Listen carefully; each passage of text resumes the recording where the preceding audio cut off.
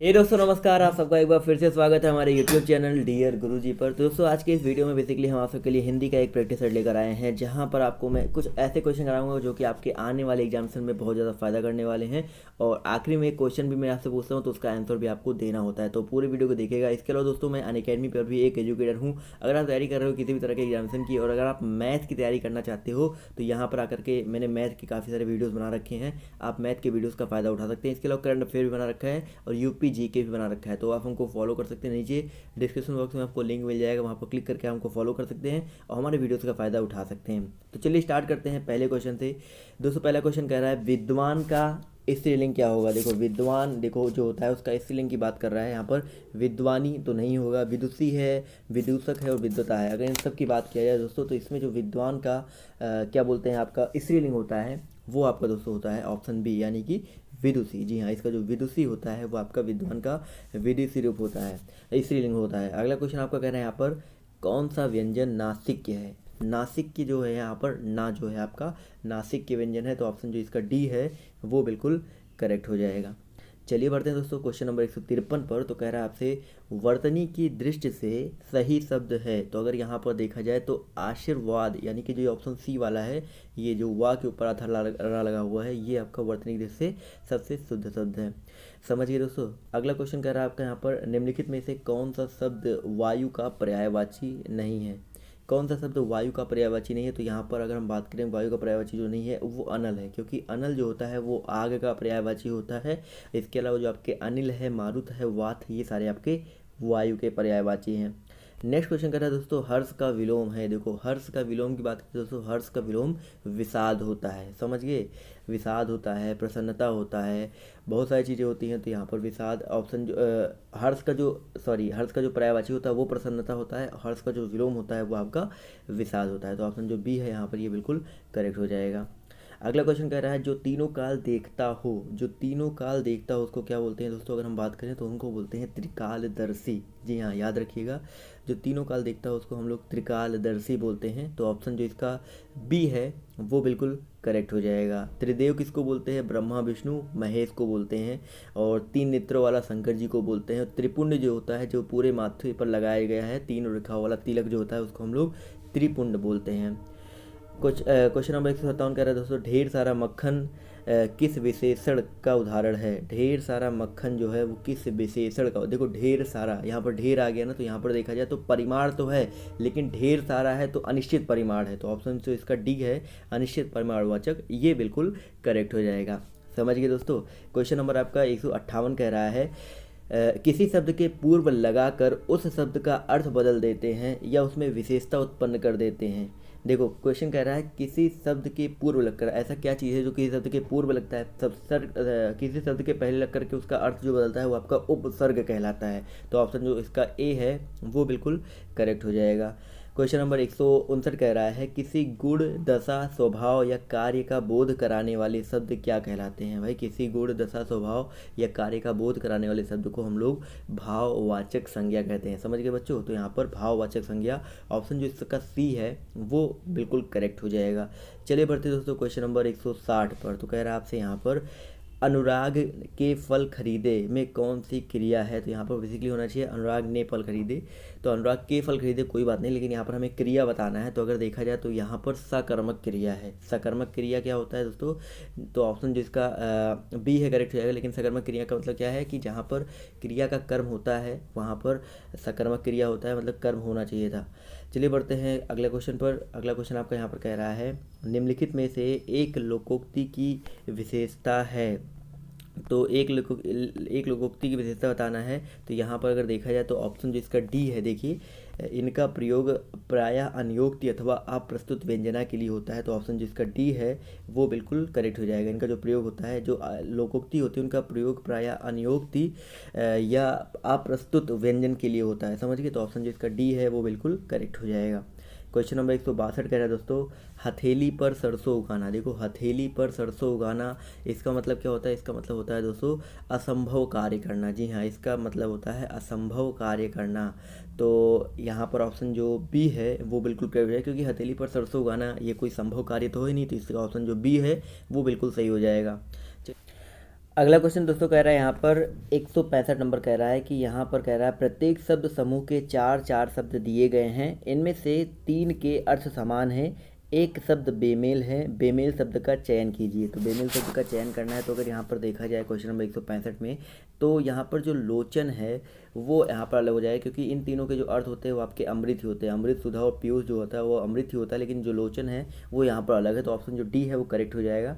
यही सेम जी question number 166 में करना है। तो वो कह रहा है चमन, सुमन, कुसुम, पुष्प। अगर देखा जाए तो यहाँ पर जो चमन है ये अलग हो जाएगा, और सुमन, पुष्प और ये तीनों एक दूसरे के पर्यायवाची होते हैं, फूल के। चलिए बढ़ते हैं अगले क्वेश्चन पर। तो क्वेश्चन नंबर 167 से 168 कह रहा है कि नीचे दिए गए शब्दों का सही विलोम ज्ञात कीजिए, और यहाँ पर बताना है सामिश का विलोम क्या होता है। देखो अगर हम बात करें सामिश के बारे में दोस्तों, सामिश का जो विलोम होता है वो निरामिष होता है। तो ऑप्शन जो इसका ए है वो बिल्कुल करेक्ट हो जाएगा। चलिए बढ़ते हैं दोस्तों क्वेश्चन नंबर 168 पर। तो कह रहा है व्यय, व्यय का विलोम बताना है। व्यय का जो विलोम होता है वो आय होता है। क्या होता है दोस्तों? आय होता है। तो ऑप्शन जो इसका डी है वो करेक्ट है। आय का विलोम व्यय, व्यय का विलोम आय। चलिए बढ़ते हैं क्वेश्चन नंबर 169 पर। तो कह रहा है 169 और 70 के लिए कि दिए गए शब्दों में से समास के नाम का चयन करो। तो चंद्रशेखर में कौन सा समास होगा? चंद्रशेखर, अगर हम बात करें तो चंद्रशेखर में आपका दोस्तों यहाँ पर बहुव्रीहि समास हो जाएगा। तो ऑप्शन सी यहाँ पर बिल्कुल करेक्ट हो जाएगा। चलिए बढ़ते हैं क्वेश्चन नंबर 170 पर। तो कह रहा है रात दिन।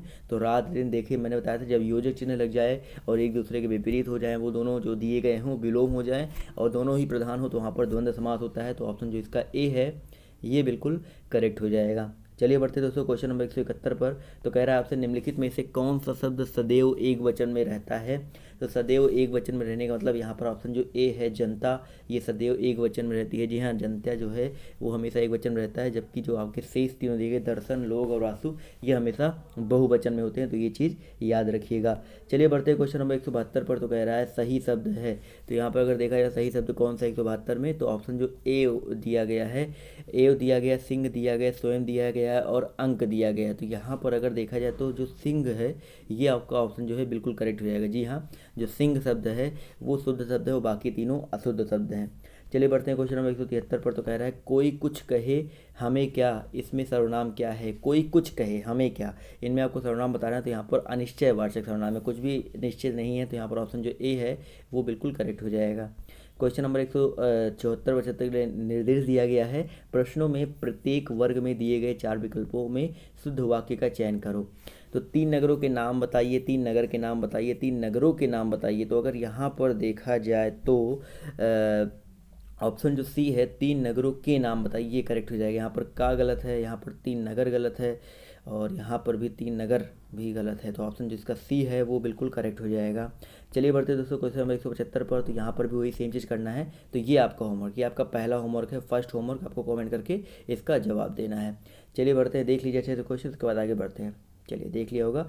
बढ़ते क्वेश्चन नंबर 176 पर। तो सच्चिदानंद में आपको बताना है संधि विच्छेद इसका करना है। तो सच्चिदानंद अगर देखा जाए तो यहाँ पर सत धन चित धन आनंद, ये सत धन चित धन आनंद यानी कि ऑप्शन जो इसका ए है ये बिल्कुल करेक्ट हो जाएगा। ये आपका किस संधि के अंतर्गत आता है? ये आपका दोस्तों व्यंजन संधि के अंतर्गत आता है। क्वेश्चन नंबर आपका 177 कह रहा है यशोदा में आपको संधि विच्छेद बताना है। तो यशः धन दा यानी कि ऑप्शन नंबर जो सी है ये बिल्कुल करेक्ट हो जाएगा। और यहाँ पर विसर्ग लगा है, इसलिए यहाँ पर कौन सी संधि हो जाएगी? विसर्ग संधि हो जाएगी। चलिए बढ़ते हैं अगले क्वेश्चन पर। तो अगला क्वेश्चन कह रहा है मछली का, यहाँ पर क्वेश्चन क्या कहना चाहता है कि निम्नलिखित शब्दों के पर्यायवाची शब्द को चुनना है। तो यहाँ पर कह रहा है मछली, मछली के पर्यायवाची अगर देखा जाए तो मीन होता है। क्या होता है दोस्तों? मीन होता है। तो ऑप्शन जो इसका डी है मीन, ये बिल्कुल करेक्ट हो जाएगा।